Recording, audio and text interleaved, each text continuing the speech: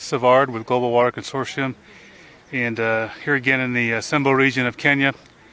And I know I've talked a lot about water, and that's what we're about, but one of the neat things about water is if you're able to solve the water problem and to be able to manufacture, supply, and distribute safe water, then one of the next problems that you can attack is food.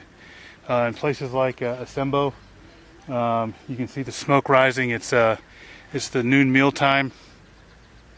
There is no food preservation here. There is no refrigeration, and so you cook what you have. And there's been a drought, not a horrible drought, but a drought this year, a little bit worse than normal. And you can see that most of this corn has not grown. There's some that's a little big, but I don't even see ears on those stalks as well. And so what's going to happen is famine. And in the coming summer and the coming fall, I talked to my friend Sonye, and he says this region there'll probably be at least 2,000 people that starve. Now he says they won't die. He goes, but they'll be in starvation. They'll be wasted away with barely enough energy to hopefully make it to the next year.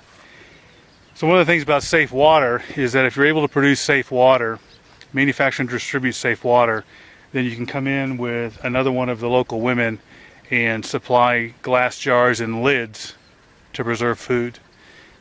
Canning, much that most people in America would take for granted, it's not even a concept that's known here. And so what happens this year is that the crops fail and people starve. The other option could have been is that last year, if they would have had safe water and if they would have had some glass jars and lids, they could have canned their good crops, their crops of abundance, and then this famine would really have very minimal impact. But instead, like my friend Sonia said, probably about 2,000 people are going to starve just in these couple of sub-villages around this area.